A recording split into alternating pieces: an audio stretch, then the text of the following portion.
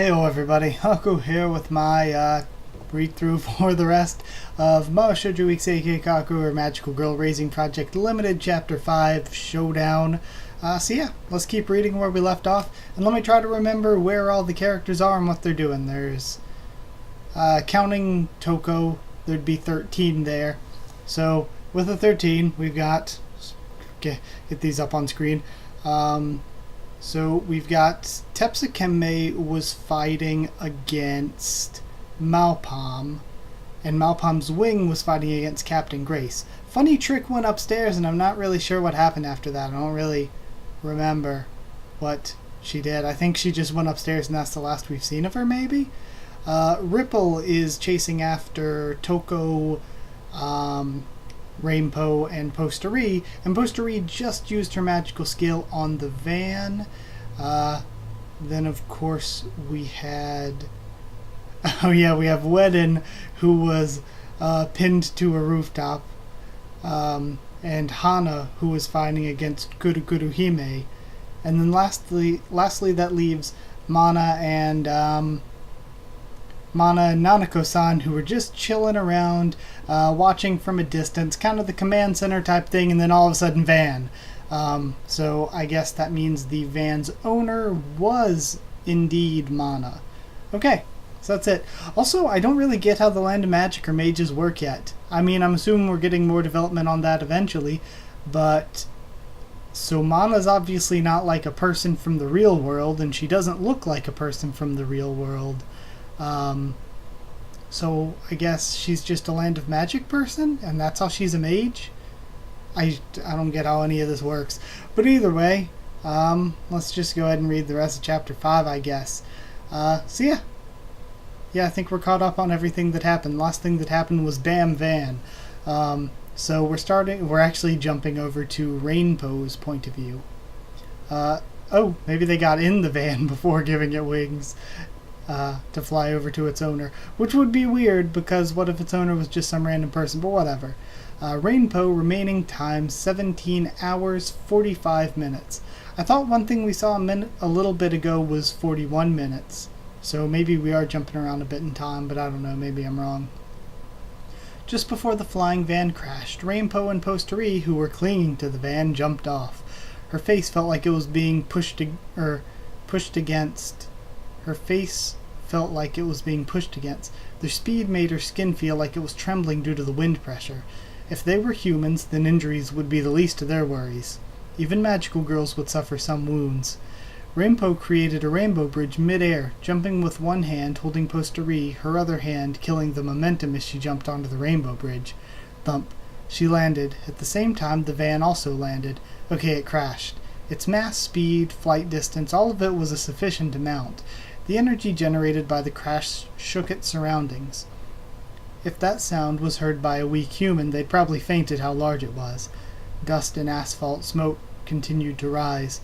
It felt just like a bombing. Tachan, you okay? Yeah. She didn't look okay. Her eyes looked unfocused, her mouth was half open. She was more embarrassed than frightened. Posteri wasn't strong-natured to begin with. Rather, she was a weak-natured girl. She heard that if someone became a magical girl, they'd emotionally become stronger, but if they were already weak-willed before they transformed, it wouldn't have any effect. Toko's little "you can beat any enemy standing in your way" talk was an exaggeration. At best, it should be even amateurs who haven't dreamed of fighting until yesterday would have their hearts thrilled and fluttered, but otherwise, there's not really much change. They were attacked by their enemies, followed by a ninja. They ran across the rainbow bridge. They rode the flying van, and even now, their fear was high at a scale of 10. For now, Posteri should be careful. As Rainbow thought that, she heard a voice coming from her breast pocket. Wait a minute. What is it? Look, over there. Toko, who popped out with half a body from Rainbow's chest, pointed her finger, rushing inside the dust clouds were the silhouettes of some people moving around. There were two figures that Toko was pointing at. They had both gotten up. One of them turned their hands on the other's shoulder, carrying the other on her shoulders, and ran off. If they get away, it's going to be bad news for us. Rainbow tried to rush after them, but then she stopped suddenly. Something was standing in front of her. The dust gradually cleared up, and soon she could grasp what her opponent looked like. Even so, something was still an appropriate term to call it. It looked like a spherical bat with a completely black color, and while it grew wings, it seemed to be stuck in place. What is that? Is that a mascot character like you, Toko? You're asking me. I have no clue what that thing is. But it doesn't look like a magical girl. Is it alive? I have no clue. Toko glared at the black spherical creature. She cursed under her breath. It doesn't matter. If we can't beat that thing, then we can't chase off those two, can we? If we catch one, we can use her as a bargaining chip. If only we could have negotiated with this thing. Rainbow took the van's bumper. She held it steadily and tried to nudge the black sphere with it, but it unexpectedly and quickly avoided it. Okay? So, I guess that's another one of Malpom's wings, but I thought she had two wings on her. One was the eye, and one was following, one was fighting against Captain Grace. I guess this is the one that was the eye, maybe? Huh? This thing's fast. Hey Toko, you sure it's not a magical girl? There's no such thing as a magical girl that looks like that. As if it were amorphous, the black sphere could change its shape. Rainbow swung her bumper to attack even faster than before, and since the enemy avoided it again, this time Rainbow read its movements and switched to a straight stab. The bumper stabbed the black thing. No, wait. The black thing had deformed its body, absorbing the bumper. The bumper shook as it was being tightened and twisted up. Sorry I had to take that jump cut, everybody. I got interrupted, early on into reading, and then never had time to continue recording for a couple days. So, sorry that I am a few days out from the first, 2 pages of reading this part, but I just literally got straight out the shower. And I guess I'm going to record the rest of this as warm-up for the 3 other videos I have to record right after this. And this will be up, pretty much right after I'm recording this and those other videos. So let's see what we can do with the rest of Chapter 5 Showdown. And sorry I had to make that cut. So we're at page 26, and I do remember the paragraph that starts with, as if it were amorphous. So I think I'm going to start after that paragraph because I'm not sure exactly which sentence I was on, but I definitely remember reading that sentence because of the bumper stab. So we're going to start with, she didn't know what this thing was on page 26. She didn't know what this thing was. It was fast, it was powerful. It was able to deform freely with an unusually soft body, and it was blocking the way to the escaped enemies. It was allied with them. In that case, wasn't it a particularly troublesome opponent? So if it's not a magical girl and it's not a mascot character, is this thing even a creature? Well, I can't say anything for sure. It's probably not even alive, but there's no doubt that that some kind of magic was involved. Probably. Toko, who had half her body pop out, shrunk back so that only her shoulders were visible. Toko's noticed that thing's strength. Rainbow slowly looked back. If she moved too quickly, would that thing in front of her react? When she looked back, she saw Posterie. Her facial expressions were frightened. If she was frightened, she was doing a lot better than she did earlier. It meant that she was able to regain her ability to judge things. Tachan, do you mind if I ask you to do one thing? What is it? Well, when Rainbow told her what she wanted, Posterie's face turned pale. She kept repeating how scary it was and how she didn't want to, while tears streamed down her face. Asking Rainbow to forgive her, but when Toko threatened her by saying, if you don't do anything, then you're just going to get killed either way, managed to force a nod from her. Slowly and slowly, I just love how Toko is just so angry all the time, just this impotent rage from a tiny little fairy. That's probably one of my favorite things about this arc so far. Slowly and slowly, Posterie approached the black thing. Posterie's current state was that of patheticness. She was clearly shedding tears. It seemed unlikely that she'd attack Rainbow, Rainbow instructed her to touch it. Posterie kept her trembling hands close to the black thing, and she touched it. At once, white bird wings grew from the black thing. Ignoring the bat wings that were resisting it, it flew off like a rocket. As expected, that thing seemed to be owned by someone. Rainbow breathed a sigh of relief. She felt Toko relaxing on her chest as well. Posterie looked back, wiping away her tears with her wrists. Hey, can I get a breather now? Yeah, I'd probably agree to that. Toko wasn't against it. It wasn't possible to chase down those two that ran off. Okay, so that means that Mana and Nanako-san have escaped for now. Or at least retreated for the moment. And now we're looking from Nanako-san's point of view at 17 hours 15 minutes, so I guess like the exact same time pretty much. While piggybacking Mana, they were still somehow able to escape. It was a miracle to...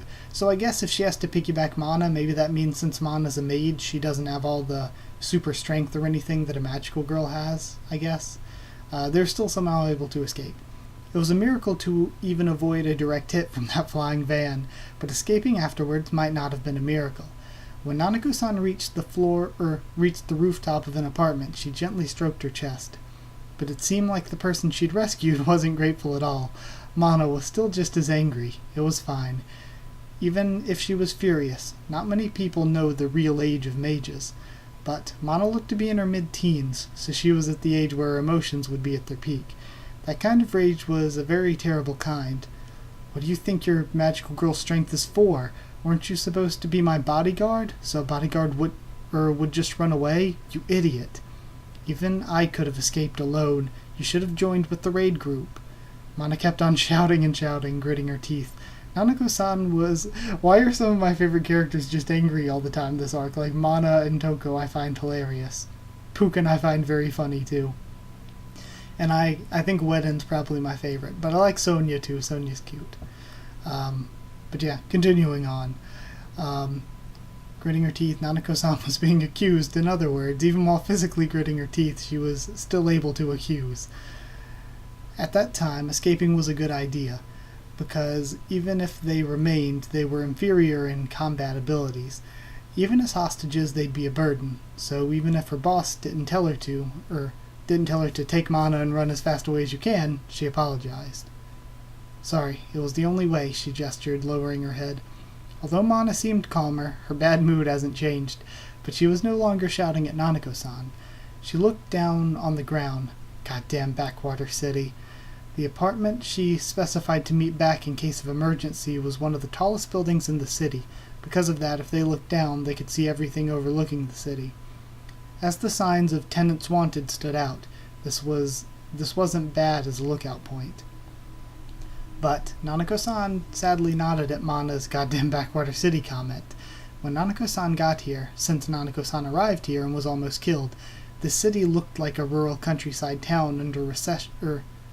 This city that looked like a rural countryside town under recession made her feel depressed. Mana glared at the city. She started her magical phone on her hand and began to operate it. No connection. What? What's going on? I can't connect to Hana's magical phone. Maybe she's in the middle of a fight, so she can't take the call? Or maybe she was caught by the enemy. While Mana was glaring at Nanako-san, her look also told her that Hana was probably captured by the enemy and you chose to run away. Well, but it's only limited to Hana. What do you know about Hana? Nanako-san didn't even say anything and Mana was already shouting at her, so Nanako-san kept her mouth shut. Shit. Hana, what the hell are you doing? Mana began to pace back and forth on the rooftop. She wasn't calming down. Nanako-san called Ripple. Just like Hana, she also wasn't answering her phone. For now she decided to text her just in case. She wrote down that she was waiting at the meeting place. That's when Nanako-san noticed that her fingers were trembling. Ripple and Hana both didn't answer their phones. She tried calling Malpom, but she also didn't pick up. They didn't return to the meeting place, and neither of them sent any texts. Her spine began to shiver. Nanako-san sent the text to Ripple and held on to her magical phone. Still no reply to her magical phone. Mana was pacing back and forth. Once, twice, 3 times. Nanako-san began counting Mana's round trips unintentionally and stopped counting once she'd reach 100. Mana continued to pace back and forth after that, but finally she stopped. Why isn't she back? Why hasn't she come back? She didn't even contact us. Why can't she contact us? Mana went to Nanako-san and grasped her collar. Nanako-san was slightly taller than Mana. It was a shape that allowed Mana to push her upwards from the bottom. Nanako-san was standing near the edge of the rooftop, and since there were no walls or fences blocking her, she quickly braced her legs. Even if Mana wasn't trying to push her off, her momentum still would have pushed her. Nanako-san held down Mana's hands. What if she's dead?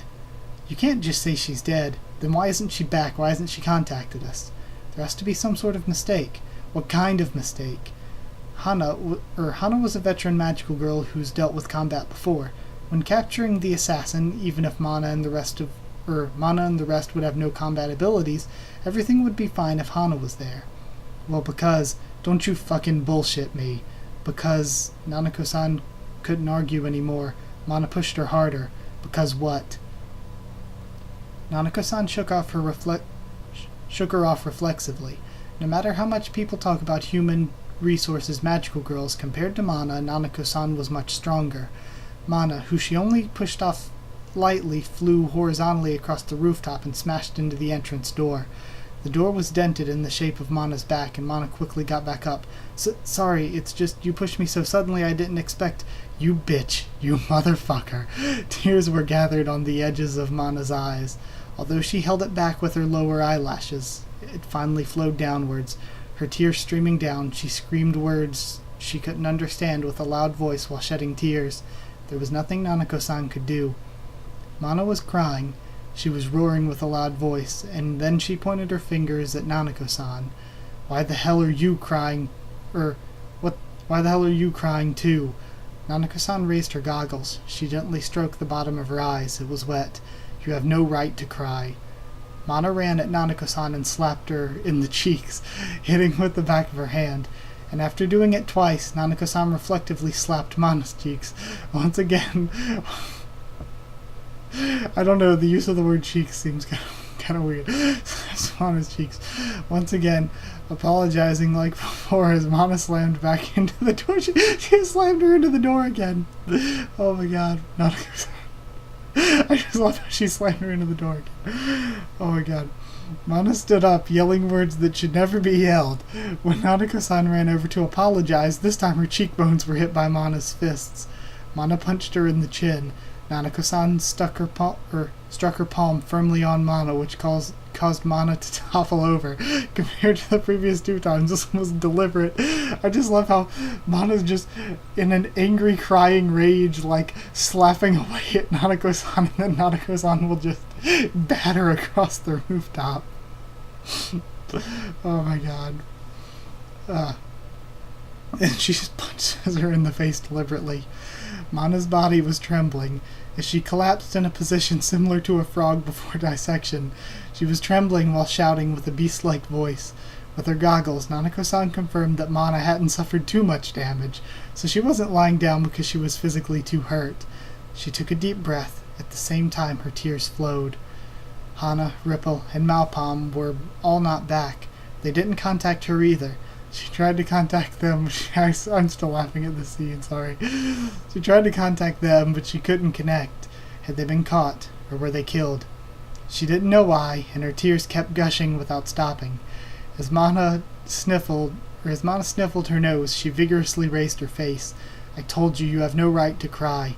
While she was standing up, she headbutted Nanako-san's chin and kicked her shin, and Nanako-san staggered as Mana punched her solar plexus. Beyond her strength, the place she attacked was quite harsh. Though her movements were that of a spoiled child, her skills were strangely high. Nanako-san was thinking about holding back, but when she looked at Mana, whose face was filled with her nosebleeding tears, she couldn't feel that way. She endured her attacks while only protecting her head when it finally stopped. What are you two doing? A sudden voice. Nanako-san turned her face towards it. Ripple was grabbing an iron fence and jumped towards the rooftop.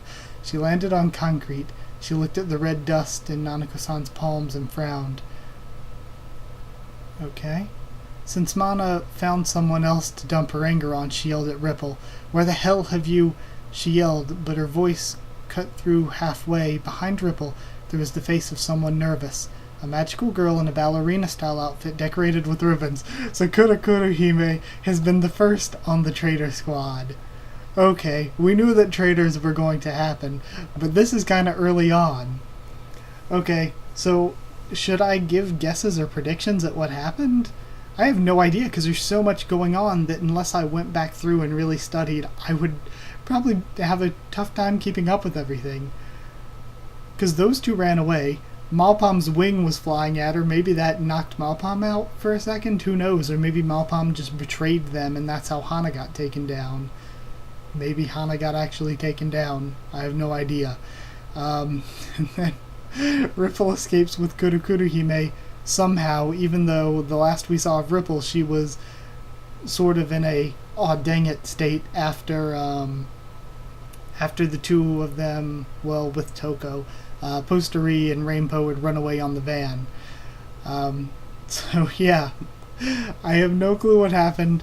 And I guess I don't want to guess too much because it'll make it more exciting for reading the future chapters. And we don't know when Pithy's group will show up or anything. But that was just a really good scene. Like, it was really emotional, but at the same time, things about it were really funny. And I kept imagining it'd be so great in an anime, just seeing the impotent rage from Mana and then just getting slapped away by Nanako-san, halfway accidentally, halfway purposefully. It's so great. So, yeah, I enjoyed it. I enjoyed the chapter a lot. I'm going to go ahead and end the read through so I can hurry up and get the video up and all that. But that's it. Thank you for watching. Like if you did like the video, comment down there to tell me what you thought of this half of the chapter, or the latter part of the chapter, or whatever. Yeah, tell me what you thought about it, tell me what you thought of my thoughts on it, my reaction, all that. Subscribe for more Magical Girl Raising Project, much more on the channel. Follow on Twitter if you want. I can try to keep you updated there and stuff for the channel. And if you want a link to our Discord server to talk to me or more of us there, then just ask and I'll give you a link. That's it. Thank you once again for watching, and I'll see you all next time.